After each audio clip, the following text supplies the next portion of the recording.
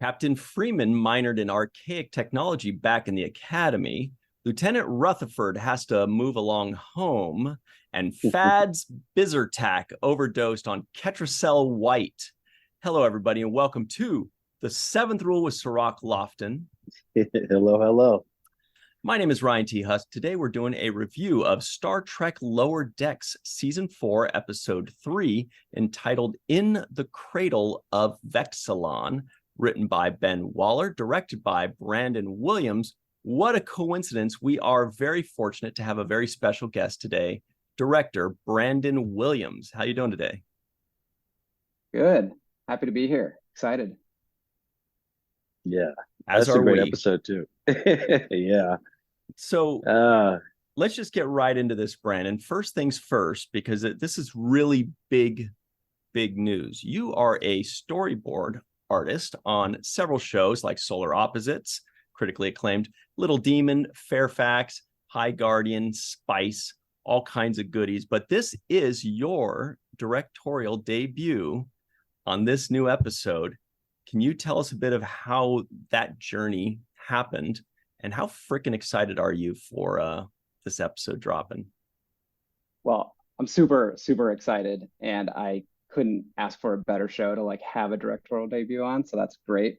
The journey, it's been kind of wild, jumping from show to show, especially when it first started out. You break in and someone gives you your first chance, and then you have to start making choices, right? And I landed on this show, this little show no one had heard of at the time, called Solar Opposites, and that's where I met the show creator Mike McMahon, and started working on that. And I actually missed out on the opportunity to come to Lower Decks for the first season because I just hadn't heard about it yet. And my friend Marisa, who's the lead character designer and was my board partner on Solar Opposites, she was actually working on it. But all it was called was California Class at the time. And like I said, no one knew what it was. It was this big secret. That is such a good production title. Yeah. California Class. And so I came, but managed to go back to Solar Opposites for season 2. And that kind of led to an opportunity with Lower Decks. So I actually started on Lower Decks as a storyboard artist. And what I would do at the end of each season is I'd do a little goodbye email, like, hey, thank you so much for having me. Would love to direct sometime. and so would be like, but boards is good too. And I'll come back. And so I actually managed to go back to Solar for 3 and then come back to Lower Decks as a storyboard artist, and just always try to do, really good work and sort of see the story in between the lines on the page. And then you get your shot, and Barry, Barry Kelly, our producer, emailed me. He's like, hey, we were in negotiation for storyboards for season 4, and they're like, actually a director spot opened. I was like, are you interested? You mentioned you're interested. And I was like, yeah, and then I come on for the interview, and he's like, there's not a lot of drawing. Are you sure you want to do this? And I was like, yeah, I'm sure. So it was quite the journey to get there. I mean, I made it sound simple and succinct there, but it was a lot of guessing and trying to make things work. What are some of the differences in responsibility that you take on as a director as opposed to doing the storyboards? Yeah, it's interesting because storyboarding is your first shot at kind of directing an episode, because you get the script, you get some materials, you get a launch with everyone. Everyone kind of tells you what they're hoping for, but no one's really sure what they want just yet because you haven't seen it yet. So you're taking that first go at bringing it from words to pictures, and it's like a heavy lift, right? You're doing a lot of drawing, all the angles of the ships and everything like that. As a director, you're kind of overseeing the big picture more. And in some way, I'm an in-between, right? Like Barry is he has things that he wants out of the show. Mike obviously has things he wants. CBS has things they want. But it's kind of my job to not only communicate that, but also get the team to coordinate and get all the, make sure everyone's sequences are running well together and apply everyone's feedback. So I'm sort of the in-between. But what's cool about director, as a board artist, you get a chance, you try and sneak in stuff. like that's a big thing. I know you guys talked to Amanda, who's our BG painter. Yeah. She doesn't quite get the same amount of like leeway, but as a board artist, you can really try and sneak stuff in.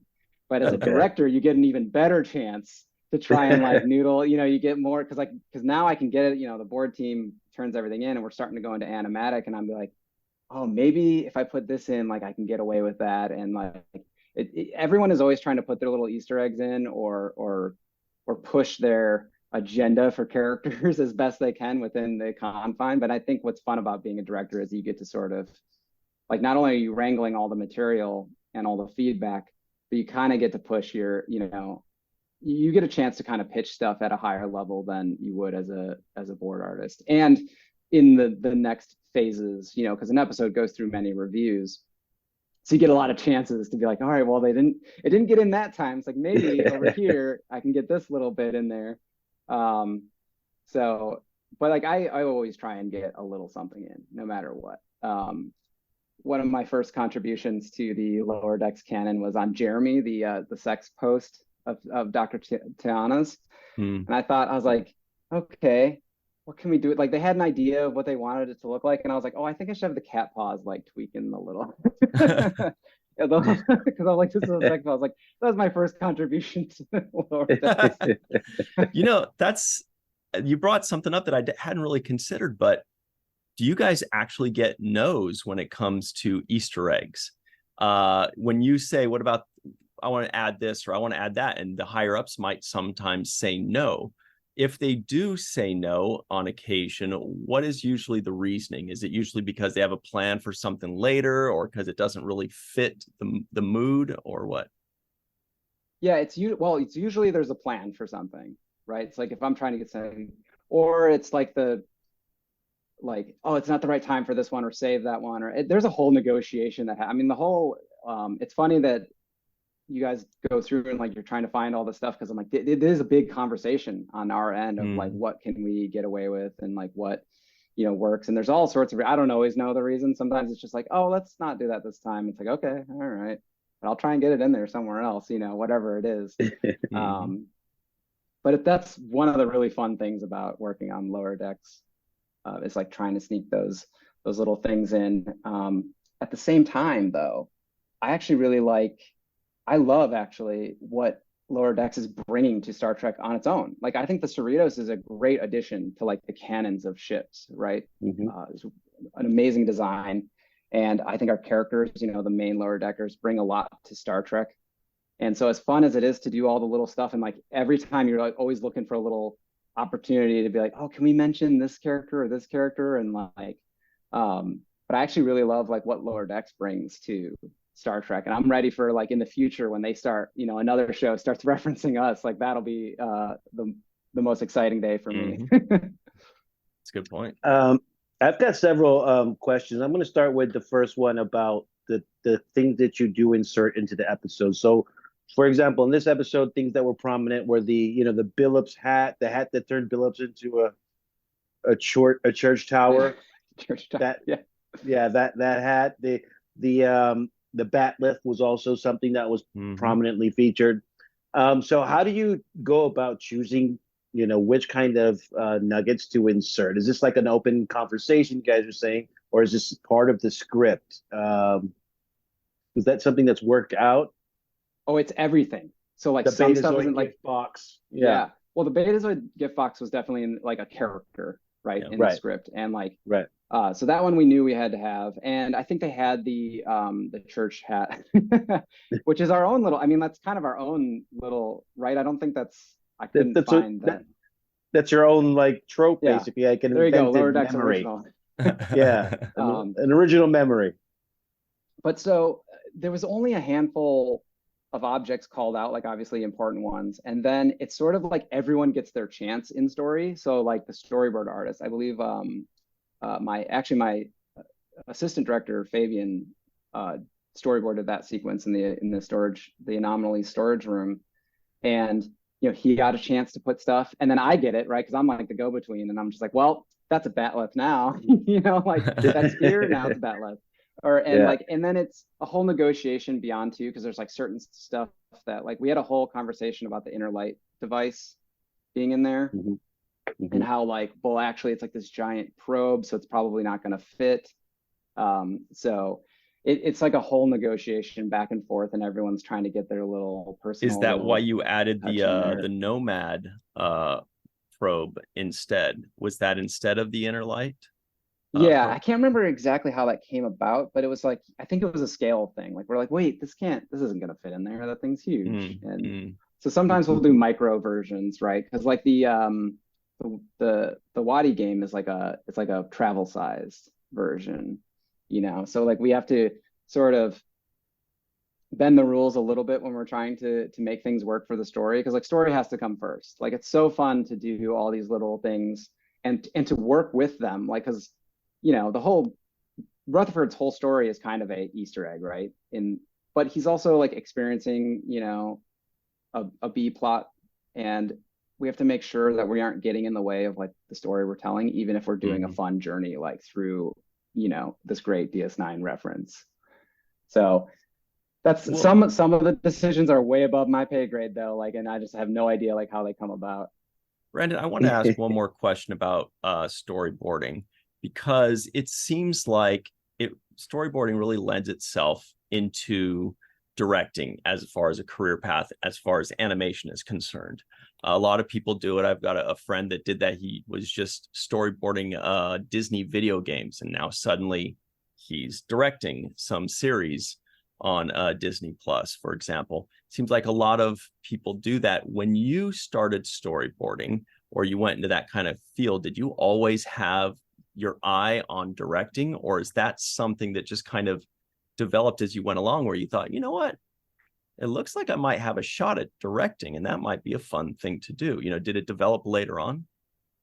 Oh, I was like from the start. Yeah, I mean, I'm not even done yet either. You know, like I'm in like supervising director, or like trying to get my own show or something. So that was very conscious, and I found that storyboarding was the best path for me, at least. You know, when you're kind of learning about how animation works, because with storyboarding is less about drawing in a weird way, even though you do so much drawing, like so much drawing, and you throw half of it away. Like that's why you don't draw too precious. That's like a big thing in storyboarding. Don't draw too precious, but draw clear. But you're constantly working with the story. Like, what does this shot tell you? Like, how does this shot make you feel? And then you start doing it. You're like watching movies, and you're like, well, why did Spielberg pick that angle? You know what I mean? Like, what does that angle tell you? And so you're really in the weeds of filmmaking, and like trying to push like what does this pose communicate? What does this shot mean? Like, and how does it all fit together? And as a storyboard artist, you're usually just in your little section, and you sort of have to consider the rest of it. And then as a director, now I'm considering the entire episode, and then you've got like Barry above me, who he's looking at all the episodes and how they flow together, and like what is the language of the show and all that stuff. So I think it's just because you're constantly thinking about story and how the pieces fit together, and you're visualizing it, it just tends to be this path to directing. Because, you know, sometimes something in the script like works really well when you read it. Like I'll read a script sometimes, I'm like, got it, no problem, this is gonna be a cake. And then you like then you break it down, you're like, wait, how am I gonna do that? Wait a minute, that thing should be on the other side of the room. How are they gonna get to the other side of the room? That's a big thing. Other side of the room is a big like challenge every day, because you don't want to like waste too much time like walking around or whatnot. But yeah, so I think that's kind of how it happens. And I was pretty dead set on it from the start.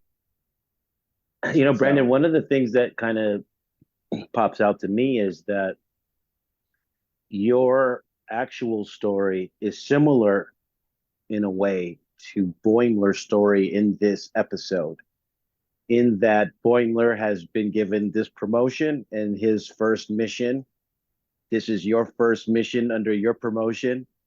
And wow. My question is, did you run into the same problems that Boimler did, which is the ability to delegate things that you as a storyboard artist normally would do yourself? Yeah, it's funny to get this episode too as that first one, because like exactly like you said, I was like, are you kidding me? Like I'm reading it, because I hadn't when I came on board, I just had to read episode 3. You're like, are they hazing me? Yeah, I hadn't had time to read the first 2, and I was like, so I didn't even realize they were promoted until, because I just hadn't had time to read 1 and 2 yet. So I'm just like, I'm looking at 3, and I'm like, Lieutenant, Junior, what? Oh, and I'm like, and this is my first time doing this. I'm just like, and they're gonna blow things up, like, like I was like really worried. I was like, oh my god, like what are they trying to tell me? It was kind of tough. I had an interesting challenge, or what could have been a challenge and ended up being great, was one of the members of the board team, also a Brandon McKinney, and I had worked together for a long time. And he's directed before too. And in animation, it's not uncommon. Like sometimes you're board artist, sometimes you're director. Like you're not always, it's not like you get the one job and you're just there forever. Like you bounce around. And I was like kind of worried. I was like, man, is he like gonna be, like, oh, this kid like gets, promoted on the lower decks above me or whatever. And I was like really worried about that. And he was like my biggest champion. He was just like, dude, this is great. Like you totally deserve it. And like, let's work together and make a great episode. So he was a little bit of like my Talin in that one. We're like more put together, and was like, you got this, man. You got this. You do it. You'd be great. But I was very dedicated. Like I had to fly home to Michigan. I'm from Michigan originally. And for like my grandma's 90th birthday. And I was like, well, I'll take the iPad. And I was like sitting in like edit meetings, like on the days around, because we were there for like the weekend. And I was like, I'll just sit in the meeting. It'll be great. Cause that was my first time. I didn't want to like miss anything. They're like, no, just go. It'll be fine. Their work-life balance is important. I'm like, what? No, like, so I relate to Boima a little too much, I think. Everybody just listening in right now, by the way, Brandon is wearing an awesome Klingon Acid Punk shirt, by the way, everybody. So just be sure you enjoy that. So we just got a couple minutes left with you, Brandon. But speaking of a couple, you have a couple more episodes, right? The nature of this beast is that you direct 3 episodes per season. And I want to know, how does that fit into the schedule? Does that mean, do you have like 5 weeks per episode where you're really, ironing things out, or you're booking the recording room, or how does that work into a schedule where you've got this perfect rotation of 3? So so there's the 3 teams. So I've been team 3 the whole time on lower deck. So like that's kind of our little group is team 3, and so you just end up 3, 6, and 9.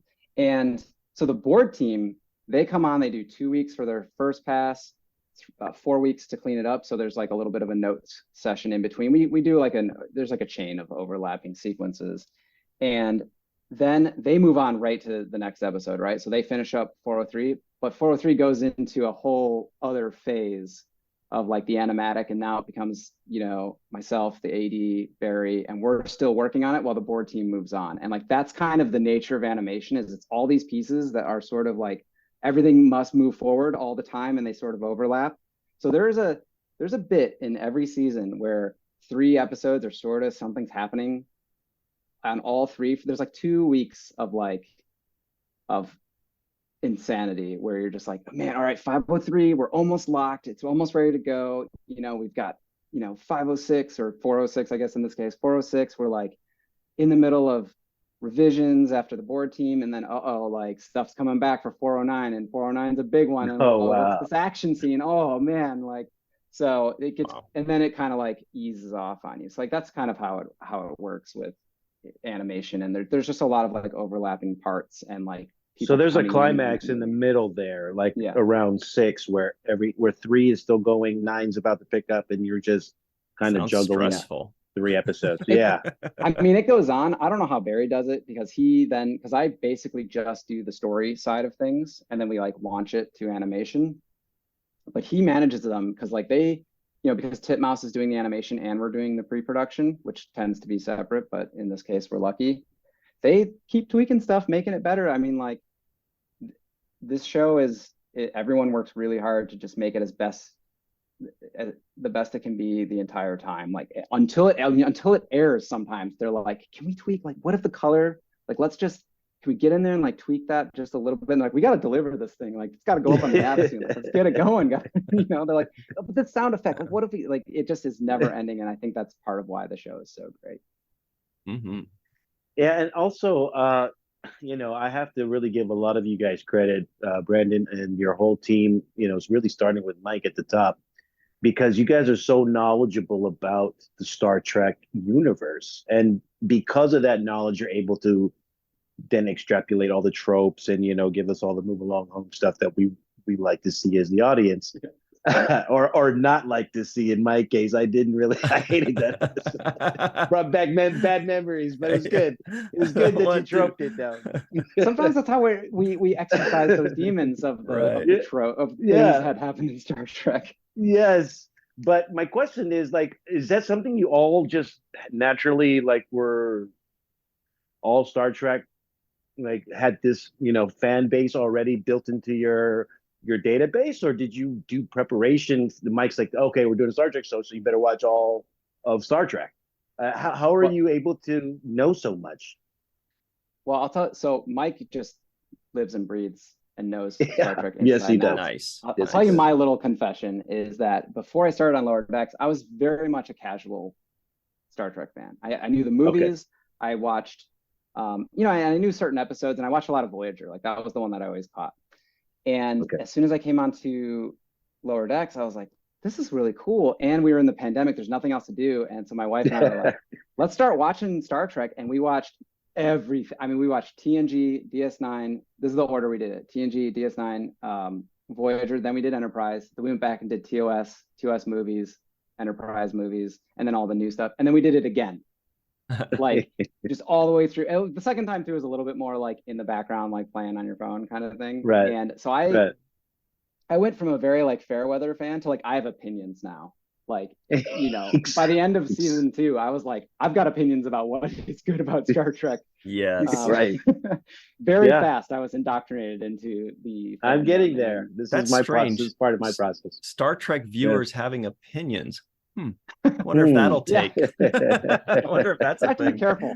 Yeah, I have to be careful with them sometimes. I sometimes have controversial opinions, but like, it's all for the love of it, though. I really fell in love. I fell hard and fast for Star Trek, and I couldn't be happier. And I think I owe it all to Mike McMahon for giving me that shot. And awesome. One of the signatures of this show, this Lower Deck show, is the evil robot alien. In this case it was Vexilon, kind of, not really, but kind of. But we've had so many of those those tropes with Badgie and going back. And we won't say what Cirroc calls peanut hamper. Right. But this show is literally the best at doing those tropes as well. And so I'm glad that you got an opportunity in this episode to kind of revisit so many different themes that people like to see on these shows. You really covered the bases with this one. Mm-hmm. Oh, thank you. Yeah. And, Vexilon was a little bit of a flip of that, right? Because it was like, well, no, we love Vexilon. What do you know? This is not, Right. It's still good when it works, right? Yeah, it's reminiscent of Bryza a bit. But Brandon, before you go, we want to be the first to congratulate you on your ascension to director. That's not the destination. That's just, you're going to keep going. We're really excited for you. It's the first of many episodes and many career increases. What's the word I'm looking for? But promotions. Promotion. We'll take promotions. That's the right one. Yeah. But really, I can do my time on Lower Decks first, though. Oh, thank you so much. Take your time. We want to see it. This show. We love this show. Every episode is so interesting to watch. We could tell how much fun you guys have making it when we're watching it. And that's one of the things that resonates through the product, the finished product, And thanks for dropping that California class knowledge on us too, because that was the working title of this thing before it actually hit. And that seems like a nice kind of show that I'm looking forward to one day. Oh yeah. I think that's right. Like, we're the California class is now, I think I can see that being a show one day. It's coming soon. But thank you so much, Brandon. Mm-hmm. Thank you. Brandon, thanks so much. We really appreciate you taking the time in your very busy schedule. And we're looking forward to your next directing episodes, which is episode 6 and episode 9. We'll definitely be watching those very excitedly. Thanks again, Brandon. Everybody at home, Stick around. We will be right back with more coverage of this episode on the Seventh Rule. Hello, everybody, and welcome back to the Seventh Rule with Lieutenant Junior Grade Cirroc Lofton. Yeah, hello.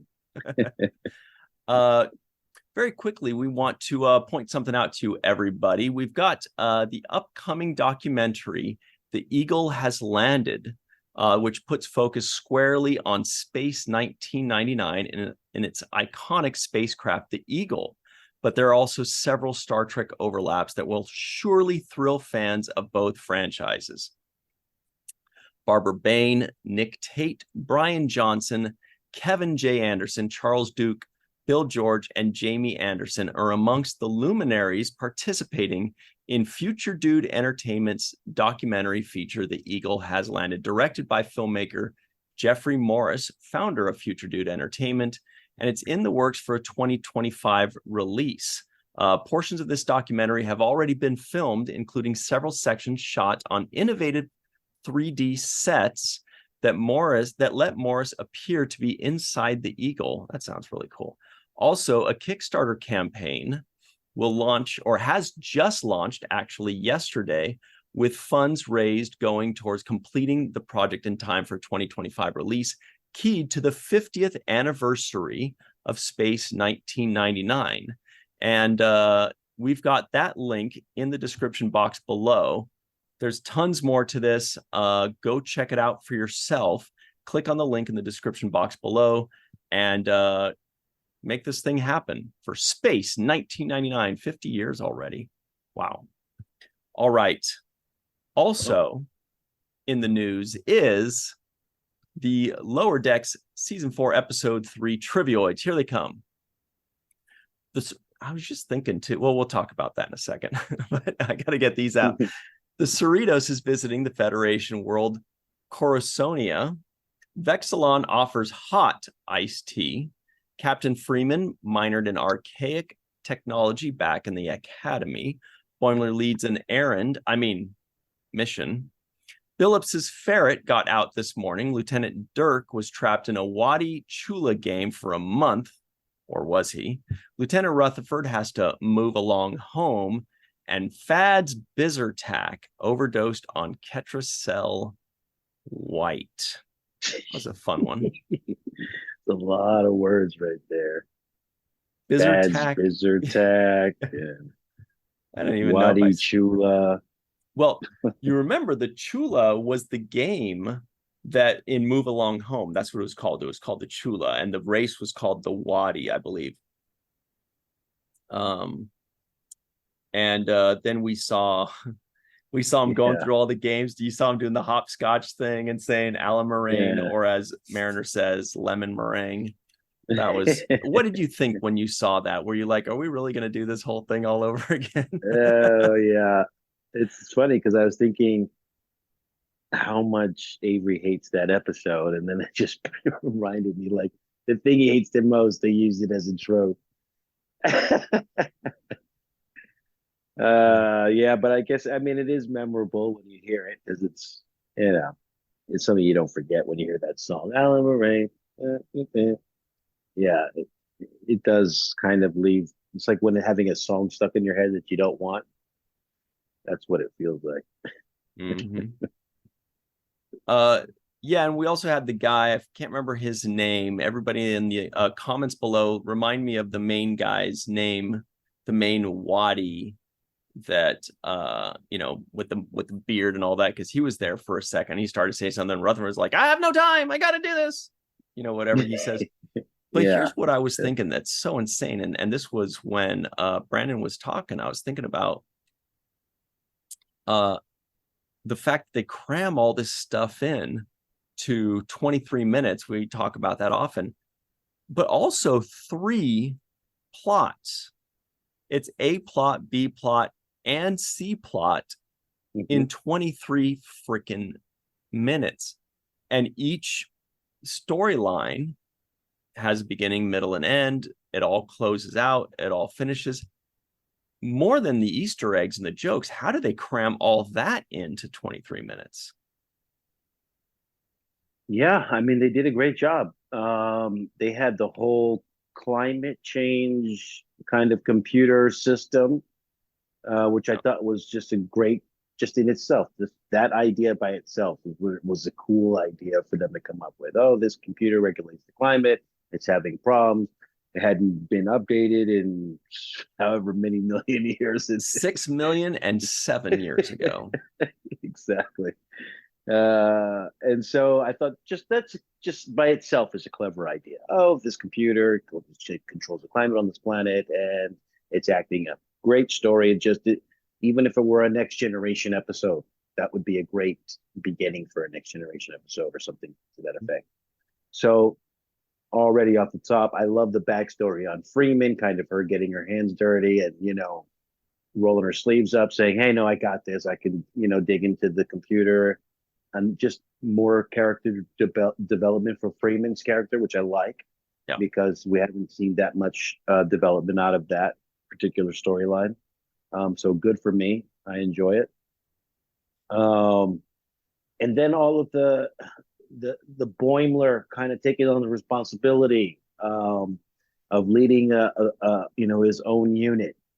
That in itself is a storyline, right? That could be in a whole episode by itself. They decided to make that a B or C storyline. So, and then also very good use of this new T'Lyn character opposite him, which we did hear that would be a tool that would be able to bring out a lot of these characters and have growth. So I did feel T'Lyn is adding growth to Boimler's character as well, somebody to bounce off to and play the rational.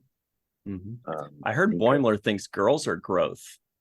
But anyway, I'm still very happy with the addition of T'Lyn because I've said it before, but I just think, I mean, look at what now we can work with. Whereas before it would have had to have been two characters, Rutherford, Tendi, and Mariner. It would have to be two of them doing this C plot, and one of them would have had to be over with Boimler. But then they couldn't really be giving Boimler advice because they've also just been promoted. But then, so this additional character really has opened up the storytelling. It's given, new dynamics, relationship dynamics. It's given, new professional dynamics, and it just gives them a fifth main character with which to work. So I'm very happy with it. And today they kind of had like a Kirk and Spock dynamic, where he's doing his thing and she's giving the advice. She's not telling him what to do. She's just saying, well, it might be better if you did it this way, or, here's a piece of advice, or, she was just giving information. And, I thought it was beautifully done. The actress that plays her obviously knows how to depict Vulcans very well. I said death and or dismemberment. That was one of those lines that popped up out of me. Yeah. Which I thought there was some great lines in this. He's probably overthinking it and getting sweaty. Mariner says these lines that I just love her delivery. It sounds wet, and that's what that's what I like. That's the part I like. It sounds wet. Sounds cool. I like that, or something like that. Yeah. Which she just says, please continue. That's like kind of little halfway throwaway lines, but that's the way they're supposed to be delivered. Like she clearly is showing that she doesn't mean what she says there. And she's doing it all in her voice because she can't use body language to show us. Tawny cannot use body language to say, I don't really mean what I say right now. Or we use eyes, like if I'm saying something I don't really know, you kind of got the shifty eyes and people can pick up on it. She has to do it in her voice, which is a hard thing to do, but she does it so well. She does it like perfectly well. You can sense the sarcasm there. You can sense when she's lying. You can sense when she's giving you false bravado. All of that stuff is she tones it all into the performance, and that's why I really think she's phenomenal. I always want more of her character in an episode, so when I want to see more of it, it's like because her punchlines are just delivered perfectly. I did like when Tendi had the one line though, when she says, "Oh, I didn't know Dr. Tana was here." Yes, because because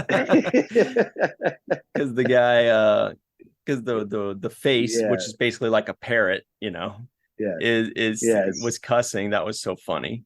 yeah, I Another love really that one. great actual line from Ta'ana was when they revived Boimler, and she's like, "Oh shit, that worked." But then afterwards, when he dies again, and she says, "Give me 30 cc's of whatever worked to fucking revive him." It's just like, Yeah, whatever that thing was, I don't remember what it was. It doesn't matter. Just give it to me again. 30 cc's. How are you going to ask for 30 of a measurement of something if you don't even know what it is? I don't know, but that was funny. And Ransom, who says, yes, you never forget your first death. yeah. And there was something in the death that I noticed. Was the death scene. Boimler was like with a koala bear. Yes. There was that magic koala in like the first or second season when Mariner and Boimler were tripping balls, and they saw that Boimler, which was like, I'll have to watch again, but it was like the Enlightenment, was the Buddha symbol was like that koala.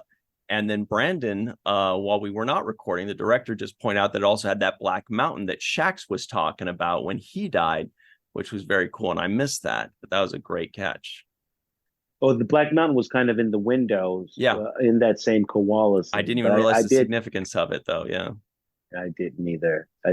So they keep giving us these, these little Easter eggs, and they're building their own lore. So the hat that turned, actually, because this is where you can fool somebody like me who hasn't watched this, all of this stuff.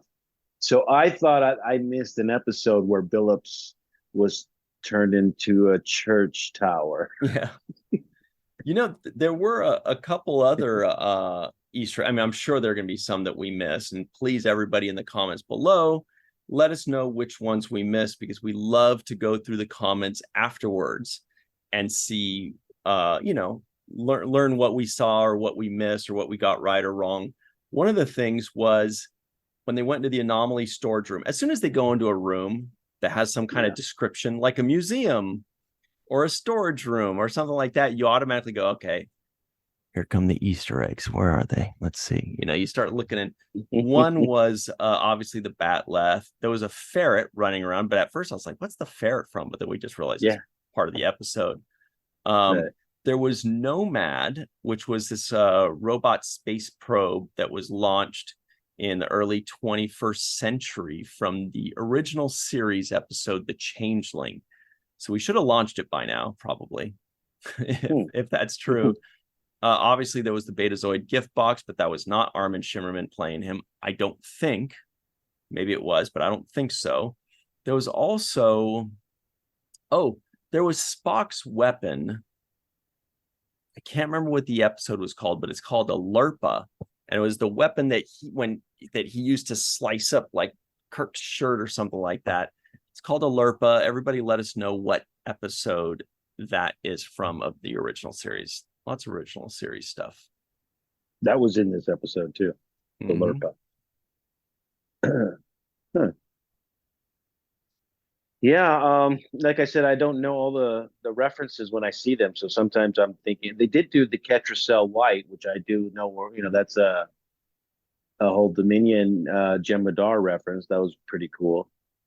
But no, I just like the flow of this episode. In general, the flow. Rutherford makes me laugh a lot. I really like his.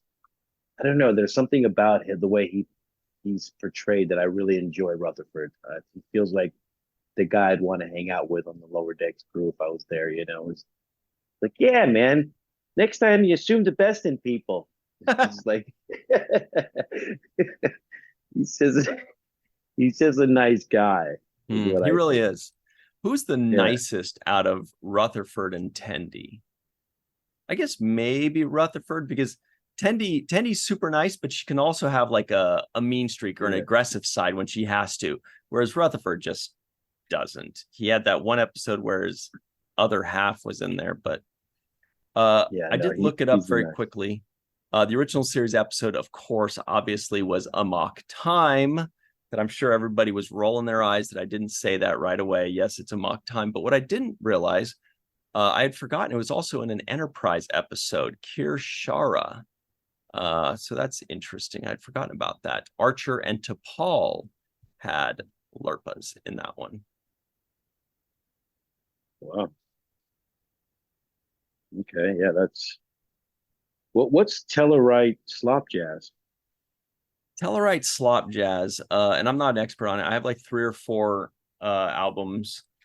But there's I don't know. I think this is the first they've mentioned of it. But we know what Tellarites are. They're those pig-looking guys that have been in so many episodes of so many series now, especially original series, Enterprise. I don't think they were in Deep Space Nine, Next Generation, or Voyager. But then they've been shown again in Prodigy, I believe, and in Lower Decks. Oh, and Discovery's got them. Yeah, they're really being renewed lately in the newer things. But yeah. Slop Jazz, I don't know. Jankum Pog is a Tellarite, right? Yeah. From Prodigy. Yeah, he is. He is I believe he is one of the 3-fingered variety, if I remember correctly, because there's 3 fingers and there's 5 fingers Tellarites. Oh. Okay. Also heard a non-appearance mention for Dr. Miglimo. I think that was the only non-appearance mention of the day, if I remember correctly. Yeah. Yeah, the character, was that a new character, the one that they had doing the hazing? I don't remember that character too much. Is it the one who was doing the whole, Dirk Diggler, yeah. Lieutenant Diggler. He I'm in the same boat as you. When they showed him, I was like, who's this guy? And they acted like they knew him. They didn't give him the original introduction. And usually they say, oh, it's Lieutenant so-and-so. And you go, oh, new character. They didn't tell us. And I was like, am I supposed to know who this guy is? All I know is he's got little things pointing out of his hair. But then later on, they mentioned his name was Dirk. So I don't know if that's his first name or last name, but I do think it was a new guy. Yeah. It was a new guy. Yeah. And he gave me like kind of Billups vibes. Like, I don't know why I felt like him and Billups would be like best friends or roommates or bunkmates or something. Brothers. Yeah. So he mentioned he was going to put the inner light device inside of the cavern. What's the inner light device? Well, without giving me too many spoilers, is it too big to animate inside of that room? I guess so. I guess it was like a big probe that was out in space. But yeah, that's what it is. It was like a floating thing. I could pull it up. Yeah. If I remember correctly, it is, it was like a thing floating out in space. Yeah, so let me pull it up here so you can look at this little zigzag thing. So you see it was kind of like a probe floating out in space there, and you can see it kind of in comparison to the Enterprise. It's not quite that big because it's closer to the camera there, but it's big enough. So you'll be seeing that someday in our Next Generation reviews. Okay, so that was the thing they wanted to place inside of the anomaly storage room. Yeah, so only got a couple minutes left here, but I did want to ask you about Big Merc, Meredith, and Taylor. Taylor is one of the Kzinti, which was like a cat-like race in the animated series, similar to the Caitians, but they're like, ugh, And Meredith was that girl. I don't know if we've seen her before. I feel like I've heard Mariner saying her name before, so maybe. And Big Merc, I feel like we've seen him before. Was his name Merc? I think that's what it was. Yeah. I didn't get too much out of him. I can understand why they introduced those characters, because they technically needed some lower deckers, right? Somebody to boss around, because if they are elevated, then they have somebody underneath them. So yeah, they're serving that purpose, but they weren't really developing them as somebody that seemed to be these characters we need to pay too much attention to. It's funny how many characters there really are. We've been introduced to maybe like 20 or 25 characters at this point. You know, some are in a bunch of episodes, some are just in one. But yeah, it's true. Now that these guys are lieutenants, we need a fresh crop of ensigns. And I feel like we've seen all of them before, but it's nice to have these guys. You know, it should be almost like Police Academy 3, if you remember that one, the new recruits. It should be like that one where they introduce the new recruits, and then best Police Academy movie, by the way, number 3. There's those characters are going to probably be just ancillary in the background characters, but you know, Ransom also had a line that I thought was funny too, when he was like, yeah, this art is horrible. They're like, no, not that art, this. And then he said that one was horrible too. They walk away and he said the exact same thing about it. What was the line he said? He said it was, I don't remember, but it was amateur lack of focus and balance. And they're like, no, not that, but this one looked exactly the same. Then they leave. He goes to the one they said it was good, and he said the same thing. Amateur lack of focus and balance. This guy gets it. Yeah, that was a nice little funny moment there. Yeah. All right. Yeah. That's about it. Did you enjoy the episode, Cirroc Lofton? Yeah, I did enjoy the episode. And you know, one thing I wanted to say really quickly before we close it up is that I did also like the fact that they had, and I don't know why this jumped out at me because I don't remember seeing it before, but there were sweat stains underneath Boimler's uniform when he was running around. And I just can't remember seeing sweat stains underneath the uniform before, like especially not in live action. So I thought that was a nice addition. Something small, but that's true. We're finally getting sweat stains on Star Trek, and it's about time. Thank you, Lower Decks. Thank you. All right. And also, by the way, everybody, people that have never had sweat stains, but our friends are Homer Frizzell, Dr. Marie Segal, Eve England out in Wales, Yvette Blackmon-Tom, TJ Jackson-Bey out in Missouri, Bill Victor Arucan, our pal Titus Mohler, Darlena Marie, Dr. Mohamed Noor, Tierney C. Dieckmann, Anna Post, Anil O. Polat, Joe Balsarotti, Mike Gu, Dequeue, Justine Norton-Kertson, Dr. Stephanie Baker, Carrie Schwent, Faith Howell, Edward Foltz, My Live from Tokyo, The Matt Boardman, Chris McGee, Justin Weir, Jake Barrett, Jane Jorgensen, Henry Unger, Allyson Leach-Heid, Julie Manisfee, Marcia Classic Schreier, Greg Wickstrom, and of course, Dr. Susan V. Gruner and Jason Okun. What fun. Good group. All right, everybody. Yeah. Thank you so much. Remember, you can listen to all of these wherever you find your podcast. Just do a search for The Seventh Rule 2. The regular one that says The Seventh Rule, that is all of our Deep Space Nine and Next Generation reviews. You can do a search for The Seventh Rule and the number 2, and you'll see all of these new Star Trek series reviews just ripe for the listening. Yeah. And we'd really appreciate it, by the way, if you subscribe to those, give us a 5-star rating, and leave us a review. Very important, very helpful.